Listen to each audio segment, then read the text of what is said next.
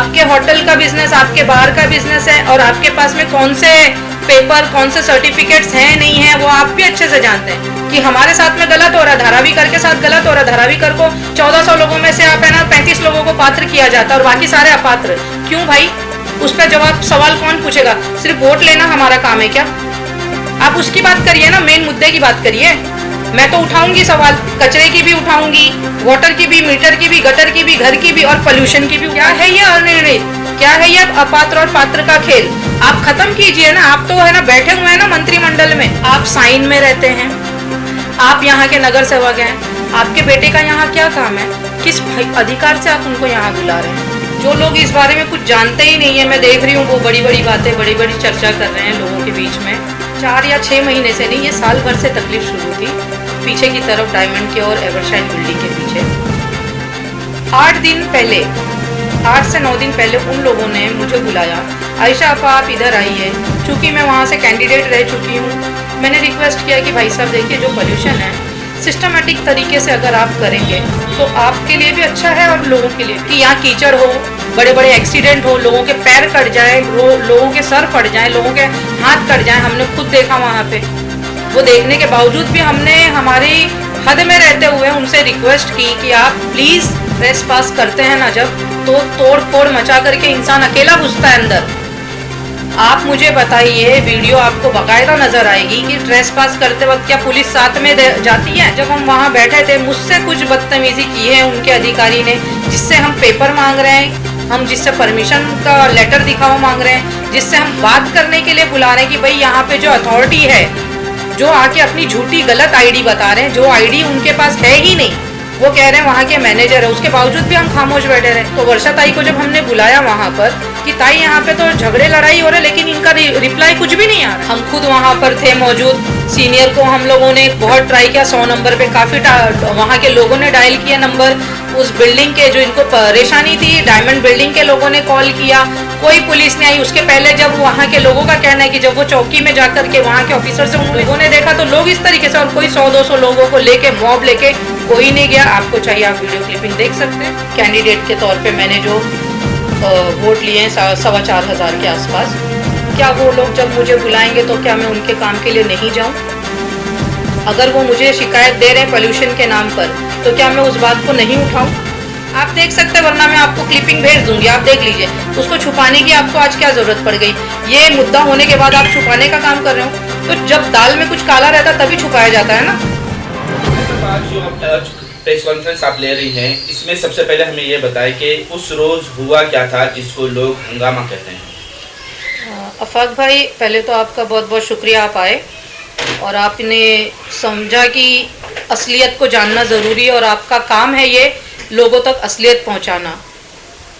जो लोग इस बारे में कुछ जानते ही नहीं है, मैं देख रही हूँ वो बड़ी बड़ी बातें, बड़ी बड़ी चर्चा कर रहे हैं, लोगों के बीच में बातें रख रहे हैं। हकीकत ये है, वहाँ के लोगों को पिछले कई महीनों से, जब से वो कंस्ट्रक्शन साइट स्टार्ट हुई है, ये 4 या 6 महीने से नहीं, ये साल भर से तकलीफ़ शुरू थी। पीछे की तरफ डायमंड के और एवरशाइन बिल्डिंग के पीछे वहाँ जो काम चालू हुआ था, उसके कारण वहाँ के लोगों को ऑलरेडी पोल्यूशन की तकलीफ़ थी। लेकिन अभी इलेक्शन के बाद जब मेरा वहाँ जाना हुआ, उसके बाद कई लोग मुझसे जुड़े और कुछ 8 दिन पहले, 8 से 9 दिन पहले उन लोगों ने मुझे बुलाया, आयशा आपा आप इधर आइए। चूँकि मैं वहाँ से कैंडिडेट रह चुकी हूँ, तो उन लोगों ने सोचा कि चलो एक बार आयशा खान को भी बोला जाए और ये जो दिक्कत है हम उनसे शेयर करें। तो ये जानकारी मेरे तक पहुँची। मैंने वहाँ जाकर जब कॉन्ट्रैक्टर से मिलके मैंने पहली दफ़ा उनसे बात की, मैंने रिक्वेस्ट किया कि भाई साहब देखिए, जो पोल्यूशन है सिस्टमेटिक तरीके से अगर आप करेंगे तो आपके लिए भी अच्छा है और लोगों के लिए भी अच्छा है। क्यों? लोगों की शिकायत है, काम ऐसा हो कि लोगों को तकलीफ़ ना हो, बीमारियां ना बढ़े। हमको काम अगर करना ही है तो हम सिस्टम में रह के करें ना, कानून कायदे में रह के करें। तो क्या गलत कहा हमने? हमारा जाना वहाँ पे जाके रिक्वेस्ट करना क्या गलत है? पहले दिन जब उसे हमने कह दिया कि भाई आप इस तरीके से काम मत करिए कि यहाँ कीचड़ हो, बड़े बड़े एक्सीडेंट हो, लोगों के पैर कट जाए, लोगों के सर फट जाए, लोगों के हाथ कट जाए, हमने खुद देखा वहाँ पे। वो देखने के बावजूद भी हमने हमारी हद में रहते हुए उनसे रिक्वेस्ट की कि आप प्लीज़ अपने काम को सही तरीके से करिए, गाड़ी के टायर को वॉश करिए, जब डंपर यहाँ से निकलता है, यहाँ पर आता है, लेके लोड होके गाड़ी जाती है, तो उसको कवर किया जाए। तो आपको सारे के सारे जो कायदे कानून हैं, एक कंस्ट्रक्शन साइट को जब परमिशन दी जाती है मुंबई, बृहन मुंबई की तरफ से, MMRDA की तरफ से, BMC की तरफ से, तो वो कायदे कानून का पालन पहले होना चाहिए। तो बस ये बोलने के लिए हम पहुंचे वहां पर। उससे बात होने के बाद नेक्स्ट डे फिर फ्राइडे का दिन, जुमा का दिन, रमज़ान का महीना। मैं बार बार आपसे कह रही हूँ वही बात कि रमज़ान का महीना है, इबादत का महीना है, लोगों को इबादत करने दो, लोगों को तकलीफ मत दो।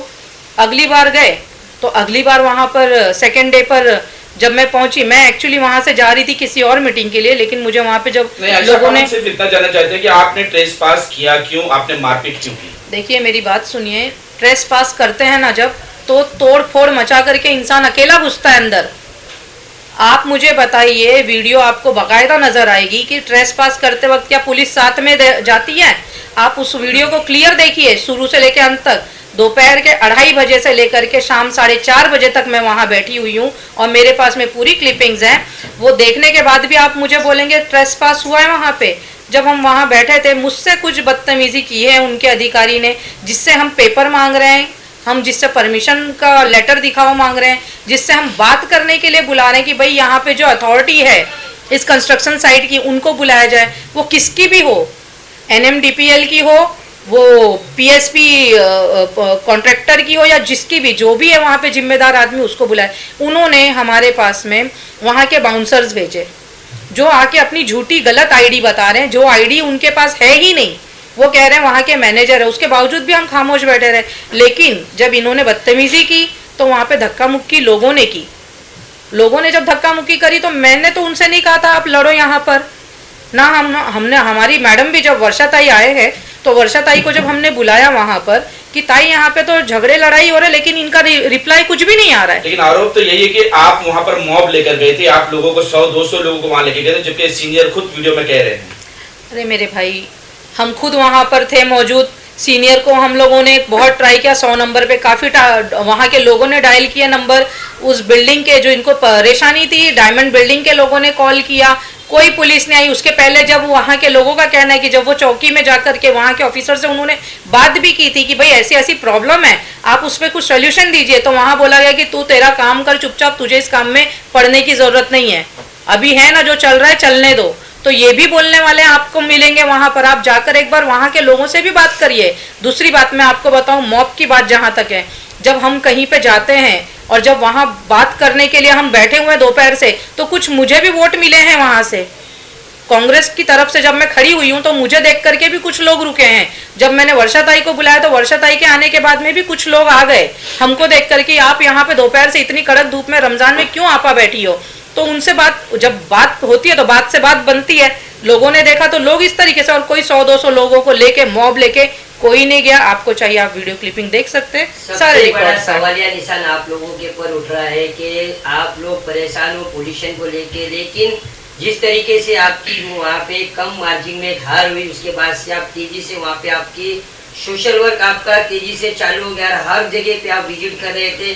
तो लेकिन क्यों आपका जो काम है नगर सेवक जो नहीं कर पा रहा है, वो कामों को आपने जिम्मेदारी ली है लेकिन वो काम नहीं हो पाया, उस पर भी आवाज उठी है कि आप लोग गंदगी को छोड़ के, वहाँ के जो हालात है उसको छोड़ के आप पोल्यूशन पे ज्यादा आप लोग जोर दे रहे। और उन्होंने आपके जो खासदार है जो आपके पार्टी की, उनके ऊपर भी कुछ टिप्पणी हुई है। पहले मैं आपको एक जवाब देना चाहती हूँ। आपने अभी मुझे कैंडिडेट के तौर पे मैंने जो वोट लिए हैं 4,500 के आसपास, क्या वो लोग जब मुझे बुलाएंगे तो क्या मैं उनके काम के लिए नहीं जाऊं? अगर वो मुझे शिकायत दे रहे हैं पोल्यूशन के नाम पर, तो क्या मैं उस बात को नहीं उठाऊं? अगर कोई नगर सेवक नहीं उठा रहा उस बात को, तो उसमें मेरी कोई गलती नहीं है। हम कांग्रेस के लोग हमेशा काम करते रहे हैं और काम करते रहेंगे। जिस दिन मेरी सभा हुई थी, मैंने उस दिन भी कहा था मैं चाहे जीतूं या हारूं, जीत हार मेरे लिए मायने नहीं रखती, काम करना मेरे लिए मायने रखता है। तो मैं मेरा काम कर रही हूँ। और रहा सवाल पोल्यूशन का, वहाँ मुद्दा पोल्यूशन का भी है। आपकी जानकारी में बता दूं, नवरंग कंपाउंड में जो इतना बड़ा गटर का कचरे का डंपिंग ग्राउंड बना हुआ है, उसको भी साफ कराने का काम कर रही हूँ। उसके ऊपर भी काम चालू है मेरा। हर गली गटर में जहाँ भी कंप्लेन आती है मैं वहाँ जाती हूँ। एवरी डे का मैं आपको डाटा दे सकती हूँ कि मेरा काम मैं कर रही हूँ। ये हमारे शब्द नहीं है, ये हमने जिनका इंटरव्यू लिया था उन्होंने कहा है कि पोल्यूशन पे ज्यादा जोर देते हुए वहाँ के क्षेत्र की जो समस्या है उस पर आप लोग ध्यान नहीं दे रहे। पोल्यूशन पे जोर तो देना पड़ेगा ना। अगर आपके फेफड़े ही नहीं काम करेंगे, आपकी सांसें ही नहीं चलेंगी, तो आप किस तरीके से आप जिंदा ही नहीं रहोगे। जिंदा रहने के लिए आपको ऑक्सीजन सबसे पहले चाहिए।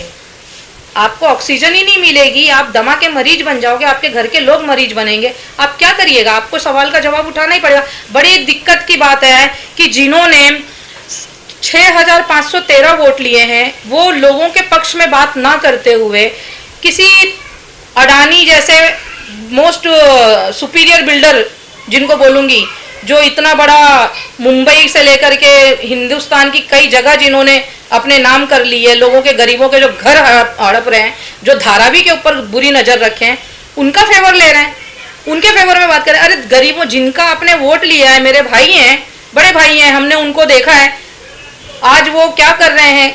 थोड़ी से इसके लिए कि आप उस पार्टी में हैं, आज आप धारावी वालों का जिनका आपने वोट लिया है, अरे उनके फेवर में बात करिए भाई साहब। हकीकत ये है जो लोगों को नजर आ रही है, जिनका वोट लिया आपने, आप कहते हैं मैं गटर मीटर वाटर और लाइट की बात करूंगा, तो ये गटर मीटर वाटर लाइट तब रहेगी जब उनके घर रहेंगे। आप उसकी बात करिए ना, मेन मुद्दे की बात करिए। मैं तो उठाऊंगी सवाल, कचरे की भी उठाऊंगी, वाटर की भी, मीटर की भी, गटर की भी, घर की भी और पोल्यूशन की भी उठाऊंगी। तो सबसे बड़ी कमी खामियां क्या आ रही है आप लोगों के इसमें कि आप लोग आवाज उठाने तो बोले लेकिन आवाज पहुंच नहीं पा रही लोगों के कानों तक। आपात्र का सिलसिला चलते जा रहा है, अनियमित का सिलसिला चलते आ रहा है। अभी तो ऐसा सुनाई दे रहा है, बड़े बड़े राजदार कह रहे हैं कि अनियमित के माध्यम से लोगों से कुछ पैसे रकम लेने के जो प्रोसेस चल रहे हैं, उसलिए आप लोग उसके लिए आवाज क्यों नहीं उठा रहे? तो उसके लिए ना मैं तो ये बोलूंगी, जो अभी जीत के आए हैं उन्होंने यहाँ पर धारावी में इलेक्शन के पहले भी, इलेक्शन के दरमियान भी एकनाथ शिंदे जी को यहाँ पे धारावी में बुलाया था। ठीक है, जब वो आए थे उन्होंने कहा भाई मैं कमर्शियल को कमर्शियल गाला दूंगा, रेसिडेंस को रेसिडेंस गाला दूंगा, धारावी वालों को धारावी में ही बसाऊंगा, है ना। आज वो कहाँ है? उनको इसका जवाब देना चाहिए। लेट मी टेल, उनको ये जवाब, इनको मैं ये जवाब देना चाहती हूँ कि सबको जवाब, सबको घर दिया जाएगा, सबको पात्र किया जाएगा। उन्हीं के जवाब था ना, वो एक संवैधानिक पद पे है विराजमान, पालक मंत्री हैं अभी मुंबई के हमारे महाराष्ट्र में। तो उनको इस बात का ख्याल क्यों नहीं है कि धारावी के लोग किस बात के, क्या है ये अनिर्णित, क्या है ये अपात्र और पात्र का खेल।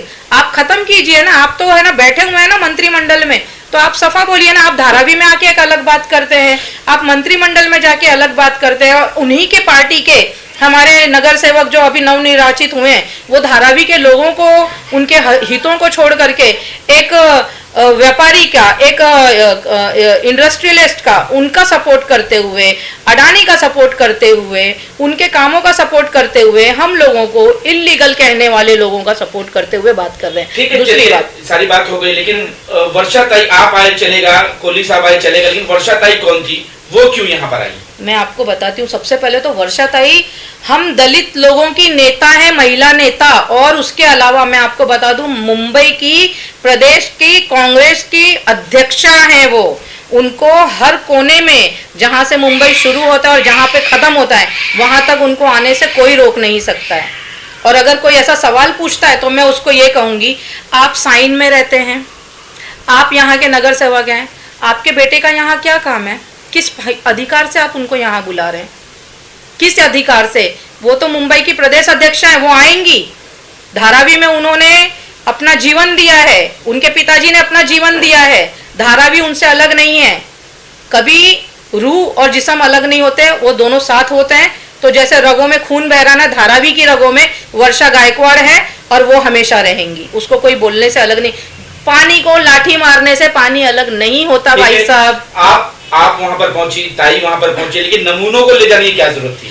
अब ये तो है ना, मैं वही कहती हूँ कि यही जवाब हम पूछ रहे हैं। आज मंत्रिमंडल, विधान भवन में भी हमारी ताई पूछ रही, नमूने कौन है? क्या वो सीनियर सिटीजन जिनको दमा की तकलीफ हो गई? क्या वो महिलाएं मेरे जैसी जो वहां सवाल उठाने पहुंच गई कि आप अपना लेटर दिखाइए, ताई के साथ खड़ी हो गई? हाँ, और ताई हमारे साथ आके खड़ी हो गई हमारे लिए, हमारे बुलाने पे, हमारी तकलीफ में, तो क्या वो हम नमूने हैं? हमारे साथ जो भाई लोग खड़े थे वो नमूने, हमारे भाई डायमंड के जितने रहीवासी खड़े थे, वहां अड़ोस पड़ोस के लोग जो खड़े थे, जिनके घरों के बच्चे गिर रहे हैं एक्सीडेंट में, जिनके घरों में धूल जा रही है, जो पैक होकर के बैठ गए जैसे एक जेल में पैक हो गए, जिनके बच्चे घरों के बाहर खेलने नहीं निकल सकते, बिल्डिंग रहते हुए, कंपाउंड रहते हुए भी वो अपने कंपाउंड में नहीं जा सकते, क्या उन लोगों को आप नमूना कह रहे हैं? धारावी वाले अगर नमूने हैं तो फिर मैं बोलूंगी कि आपको आपके चश्मे बदलने होंगे, नजरिया बदलना होगा, वरना धारावी के लोग नजरिया बदलने वाले बदलवा देंगे आपका। इतना बड़ा कार्यक्रम आप लोगों के माध्यम से हुआ, वहाँ पे आप कुछ लोगों के एफआईआर हुआ हमने सुना और सारी बातें हुई, उसके बाद में आपके खासदार लोगों का कहना था कि वो काम वहाँ रुकेगा, क्या आपको लग रहा है वहाँ काम रुका हुआ है अभी?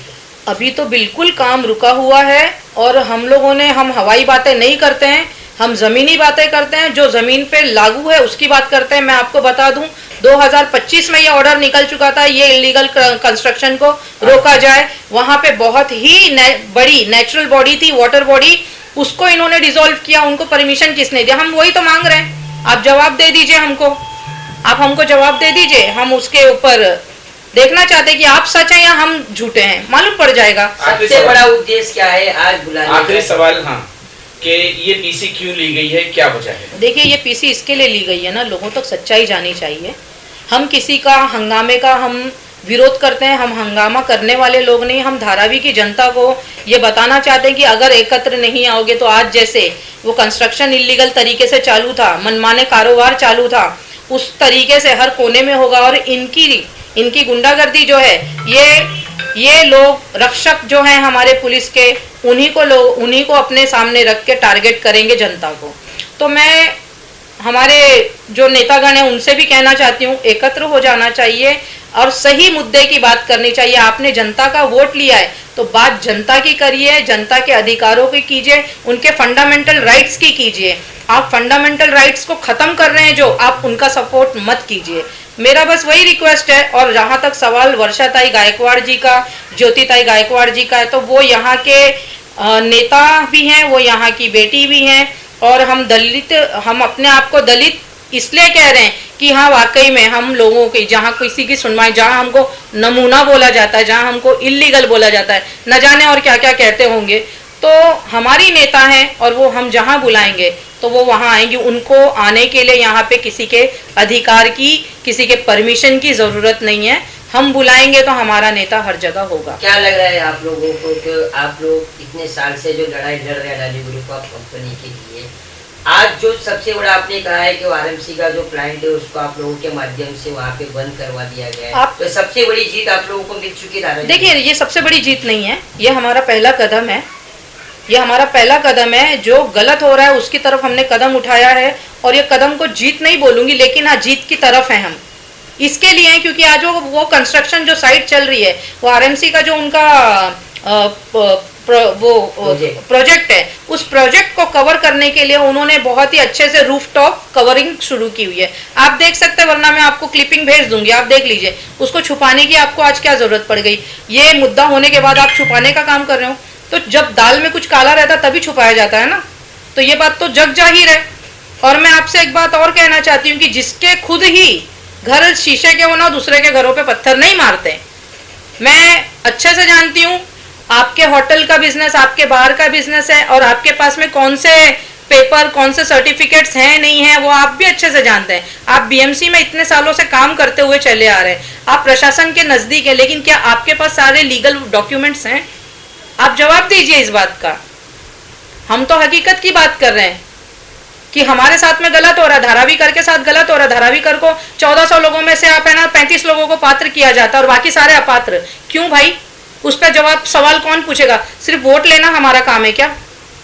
चाहे जीतो या हारो, लेकिन बात अधिकारों की करो। राजीव गांधी नगर हो, मेघवाड़ी हो, वहां के लोगों को, इतने लोगों को अपात्र किया गया। राजीव गांधी में 2 लोगों को पात्र किया गया, मेघवाड़ी में आप 11 लोगों को पात्र किया गया, बाकी सारे अपात्र। क्यों? वो क्या यहाँ के रहीवासी नहीं है? उनके डॉक्यूमेंट्स इलीगल हैं। धारावी को इलीगल बोला जाता है। क्यों? धारावी इलीगल है तो फिर आप भी इलीगल हुए। आपने इलीगल इलेक्शन लड़ा है, आपकी इलीगल पुलिस स्टेशन है।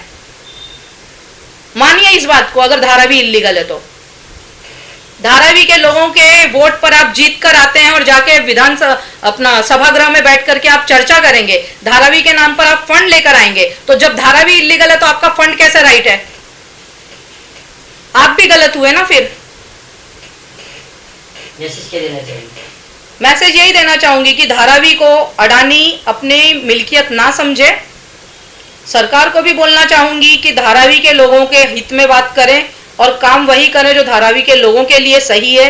ये इंस्टीट्यूट प्रोजेक्ट है और इसको उसी तरीके से देखा जाए जैसा होना चाहिए, लीगल तरीके से। जो टर्म्स एंड कंडीशंस होते हैं वो धारावी के लोगों के लिए किए जाए।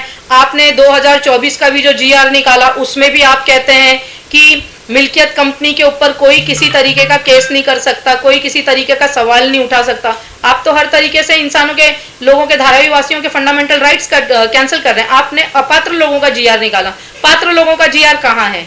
जो इतनी बातें करते हैं अपात्र और अपात्र के बारे में, धारावी के बारे में, मैं उनसे बोलती हूँ कि आप लोग एक बार आवाज क्यों नहीं उठाते? क्या आपका जमीर मर गया है क्या? जमीर जिंदा है तो जमीर की बात करो ना, हकीकत की बात करो। एटलीस्ट जिसका वोट लिया उसके लिए तो खड़े हो जाओ।